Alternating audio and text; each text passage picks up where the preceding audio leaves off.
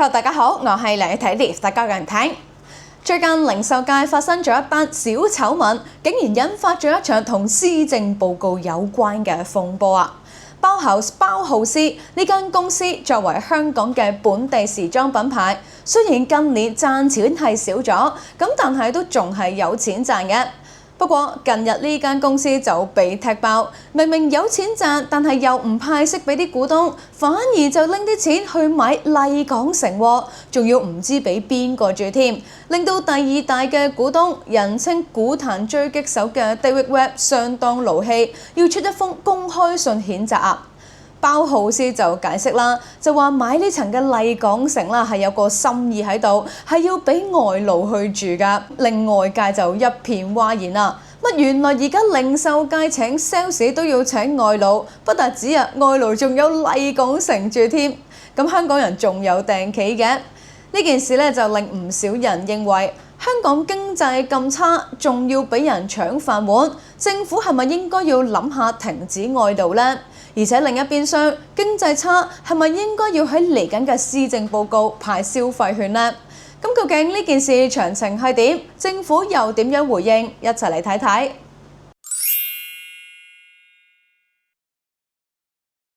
唔知道網友們有冇幫襯過包豪斯呢？相信就算冇嘅話，都應該大概認識呢個牌子，又或者認識佢嘅姊妹品牌 Salad 㗎啦。20幾年前啦，包豪同埋 Salad 都喺香港嚟講係個潮牌嚟㗎。想當年啦，因為一啲嘅機緣巧合緣故，婷婷咧就拎到幾百蚊嘅包豪現金券嘅，滿心歡喜諗住去揀衫啦。但係礙於當時個樣同埋身形啊，都成個薯仔咁樣啦，睇到包豪嘅衫又 tube top 又穿窿，最後咧就乜都着唔落，失望而回啊！然後再去到中學嘅時期，唔少同學仔都會儲錢買一個 Salad 嘅銀包仔㗎。咁當時個設計都真係幾靚，以香港嘅本地品牌嚟講，都係數一數二受年輕人歡迎。不過去到近年，同好多香港嘅品牌一樣，包豪斯嘅經營亦都越嚟越困難，盈利一年比一年低。然後去到近日咧，就更加惹來一場風波啊！話說包豪斯咧就喺9月5號發出咗一個公告，就宣布已經簽訂咗臨時協議，向獨立嘅第三方去購入麗港城12座低層嘅 A 室單位，作價咧就835萬元嘅，並且已經繳付咗25萬元嘅訂金啊！包豪斯就指出，呢個物業咧係會用作員工宿舍，預料咧就有助提升呢個集團咧嘅僱員薪酬待遇嘅吸引力同埋競爭力。根據資料就顯示，呢個單位嘅實用面積就係748平方尺，折合嘅尺價咧就萬零蚊啦。比較起麗港城8月份嘅平均成交價就大概高咗5%，但係都屬於一個市價嘅水平範圍嘅。時隔幾日之後啦，有股壇長毛之稱嘅獨立評估人 David Webb 話，好罕有地啦，就喺上個禮拜喺佢自己嘅網站 website.com 嗰度發出咗致包豪斯董事會嘅公開信啊，猛烈咁樣批評包豪斯買樓呢個決定啊，要求佢哋即刻停止呢項交易。David Webb 就話：佢持有包豪斯超過8%嘅股份，係繼主席唐書文女士持有58.9%嘅股份之後嘅第二大股東。所以見得出啦，David Webb 咧講説話係有份量，因為佢真係一個持份者嚟嘅。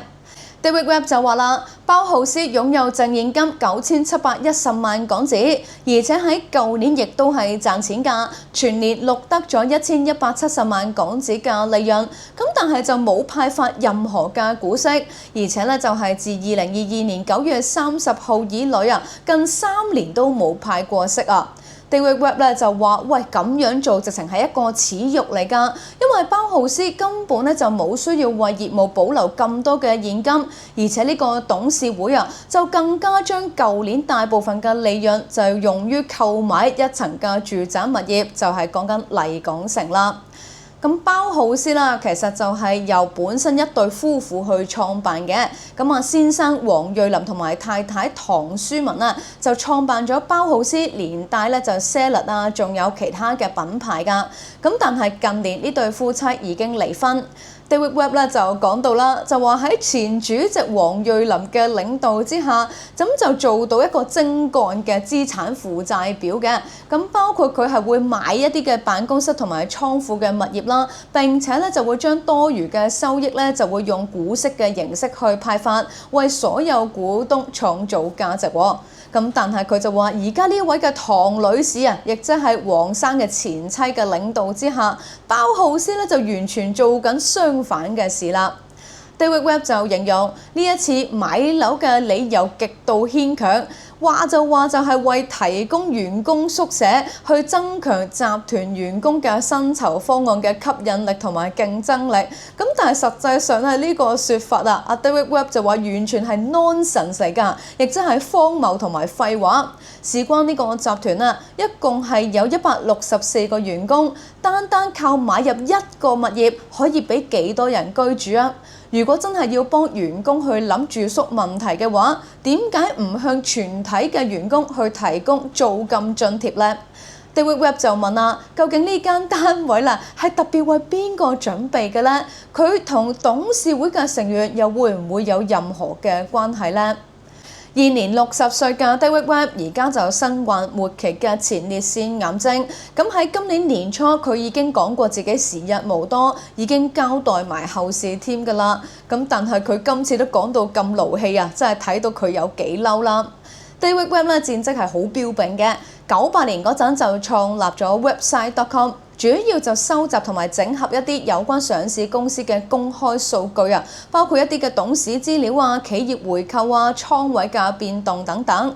由於網站操作簡單，數據又係一目了然，咁所以就成為咗財經記者、投資者甚至係金融界人士咧重要嘅資料搜尋寶庫。David Webb 就曾經講過啦，咁多年來啊，佢營運呢個數據庫已經係花咗超過1000萬港紙。而 David Webb 最為股民熟悉嘅一役，就係2017年嘅時候，佢根據佢嘅整合數據，抽出咗迷惘50，揭發咗50間公司互相持股嘅可疑行為，被點名嘅股票不但止大瀉，更加部分遭到證監會勒令停牌添啊！用一個人嘅力量，竟然令到上市公司停牌，你話幾犀利呢？咁而喺 David Webb 病重之際，仍然都要寫公開信去鬧爆包浩斯，咁可以睇到咧，佢對於包浩斯買樓嘅決定有幾憤怒啦。而面對住 David Webb 嘅炮轟啊，包浩斯嘅管理層咧就嗱聲解釋啦，就話呢一次買入嘅麗港城物業咧就唔係諗住俾單一個公司嘅高層使用嘅，咁而係諗住做外勞嘅宿舍啊。因為呢個集團而家咧就聘有外勞啊，協助店鋪嘅營運。咁但係睇到外勞公司所租嘅宿舍環境欠佳，所以就決定自掏腰包去購買物業啦，就諗住改善外勞嘅居住環境啫。哇！買一層麗港城700幾尺嘅單位啊，原來係俾外勞居住喎。呢個解話就引來咗網民笑爆嘴。嗱，事關呢件事咧，都有好多個搞笑嘅位㗎。第一，網民就話啦，外勞原來都有麗港城住啊，咁住緊劏房同埋公屋嘅香港人啊，情何以堪呢？第二就係700幾尺嘅外勞宿舍，究竟可以住到幾多個外勞呢？如果住成10個外勞嘅話，咁擠迫啦，根本就冇改善到居住環境嘅喎。咁但係如果只係住得4-5個嘅話，咁請外勞嘅前期投資都好大下喎。而第三，包豪斯就做時裝嘅零售㗎嘛，究竟點解要請外勞呢？有咩職位係請唔到人嘅呢？而第四啊，亦都係最好笑嘅一個，有網民就講啊，就話麗港城竟然慘變外勞宿舍，麗港城嘅居民真係多得你哋唔少啦。近年啦，其實包浩斯啦呢間公司已經賺少咗好多錢。2015年嘅時候啦，純利咧就差唔多1億3千萬，咁但係去到上年啦，就只係剩翻1/10唔夠嘅啫。咁所以如果唔係 David Webb 出聲鬧嘅話，相信就冇咩人留意到呢間咁細嘅公司包浩斯買樓嘅。包浩斯咧就拎咗全年嘅利潤去買樓，咁啊咩原因啊？相信大家心裏都知啦。嗱，唔派息嘅話，錢咧就一直喺公司嗰度，老闆用嚟做乜應該都冇乜太多人理嘅啫。咁但係派息嘅話，就至少有8%要派俾第二大嘅股東。嗱，用上年賺咗1170萬去計算啦，就有94萬嘅息咧係要派俾 David Webb 嘅咯。咁但係如果用800幾萬買樓啊，做所謂嘅員工宿舍，咁公司上年咧就會變成只係賺得200萬鬆啲，賺得咁少啦，咁就大條道理唔使派息啦。而且留意翻呢個單位咧就並唔係包浩斯買嚟收租賺錢嘅喎，咁而係咧講明做員工宿舍，咁啊買一個800幾萬嘅單位俾員工住。咁本身有得住嘅員工應該要係好尊貴下。嗱，不過包浩斯嘅老闆娘咧應該就細估唔到 David Webb 竟然就出一封公開信爆料鬧爆喎，咁所以唯有就急急忙忙要解話啦。咁究竟呢個麗港城單位係買俾邊個住嘅呢？如果阿老闆娘解話就話係買俾同董事局有關係嘅員工住嘅話，咁就唔太得㗎，因為有利益輸送嘅嫌疑啊嘛。咁但係如果話係買俾而家請緊嘅160幾個員工住嘅話，又好似點解都解唔通喎。結果最後包浩斯咧充滿創意嘅公關就解話，就話係買俾外勞住啦。嗱，竟然咧就去買一個中產屋苑單位去俾外勞住。如果呢件事係真嘅話啦，咁包浩斯直情可以話係良心僱主添啦。咁但係又翻嚟最基本嘅問題先啦。而家又唔係諗住要請洗碗工、清潔工之類比較難請人嘅工作，包浩斯點解要請外勞呢？究竟有咩職位係請唔到人呢？香港近年唔少零售嘅鋪頭已經頻頻執笠，已經有唔少人丟咗飯碗㗎咯喎。一個屬於香港嘅時裝品牌啊，係咪應該要請返香港嘅員工優先呢？嗱，事實上啦，最近同外勞有關嘅話題啦，都係非常之惹火嘅。信報就報道啦，話皆因咧就係自從2年前就推出咗補充勞工優化計劃之後，香港政府至今已經係批出咗9萬個外勞嘅配額。咁同時啦，香港最新嘅失業率已經係升到3.7%。唔少人就投訴話，外勞係搶走緊本地工人嘅飯碗，而且更加有部分嘅企業被揭發去請外勞，但係又炒本地人喎，惹起嘅社會關注咧係越嚟越大㗎。嗱，唔講唔知啦，原來香港喺2年之間啊，已經係有差唔多成9萬個外勞。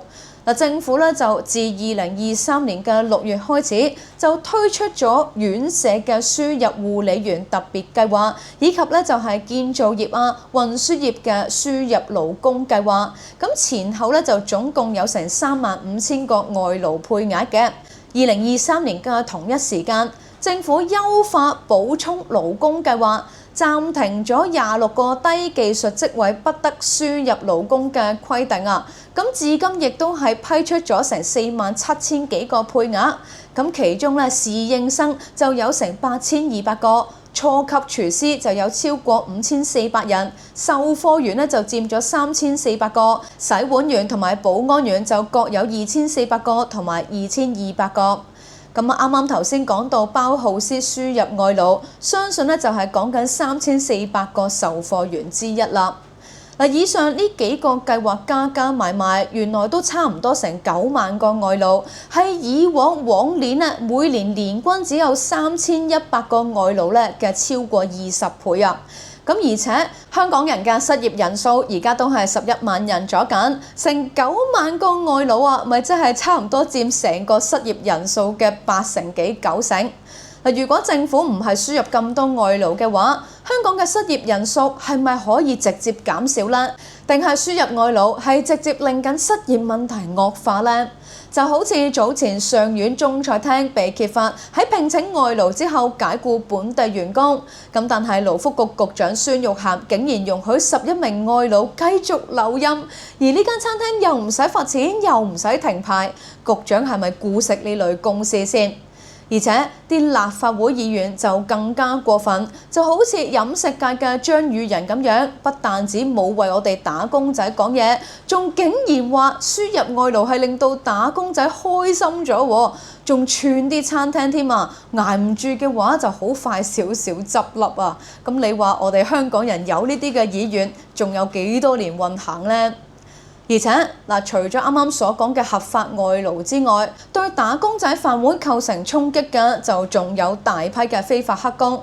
隨住一簽多行赴港政策持續擴大，越嚟越多嘅內地居民就用旅遊簽注嚟到香港。咁啊，除咗窮遊之外咧，仲有唔少人咧就嚟到從事工作賺錢，逐漸形成咗泛濫嘅趨勢啊。其中裝修行業咧就被稱為重災區，內地嘅黑工每日嘅工資只係200至到500蚊啊，比起本地嘅裝修工人低6至到7成，咁所以就搶走咗大量嘅生意，亦都造成咗安全嘅隱患啊。除此之外，網約車啦、送外賣、攝影、化妝、美甲、歌舞表演、家政啦、陪月以至保姆呢啲嘅行業，都係有大量嘅黑工染指。喺小紅書上面，亦都有人完全無視法律咁樣招攬生意。咁但係最終拉到幾多人，大家都心知肚明啦。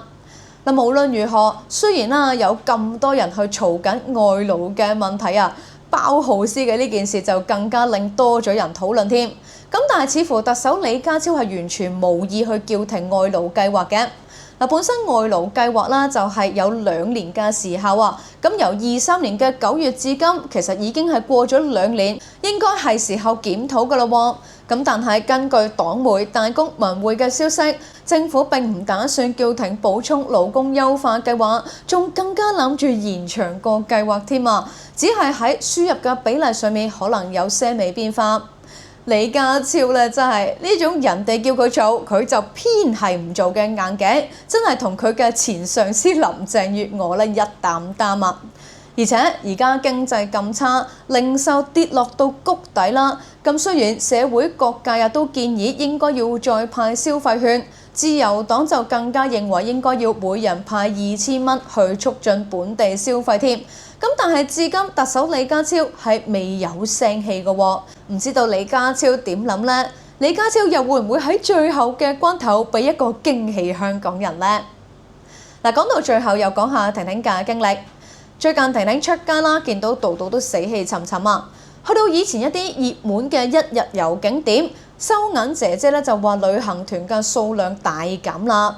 咁有朋友喺上水開餐廳，就做緊一啲街坊生意嘅啫，就講到話捱得好辛苦，業主又唔肯減租。做酒吧嘅朋友就話喺暑假過後啦，9月嘅生意差到貼地啊！嗱，仲有朋友咧就係開美容院嘅。就話入到9月之後，剩到1個客都冇，而家要考慮大幅度縮減規模。嗱，以上呢啲咧都係近1個星期嘅情況，全部都係活生生嘅例子嚟㗎。再係咁樣差落去嘅話，可能係有更多嘅鋪頭捱唔住，大量人可能係要加入失業大軍啦。咁到時咧，政府再派消費券救市都未必有用㗎啦。唔知道網友們又點睇？大家又支唔支持施政報告停外勞派消費券呢？不妨都可以留言講講，一齊傾下偈。今日婷婷就講到呢度先啦。如果支持婷婷製作更多影片嘅話，歡迎可以免費訂閱咗婷婷嘅頻道，睇多幾個廣告或者睇廣告越長，就係對婷婷最大嘅支持。下節再傾過，拜拜。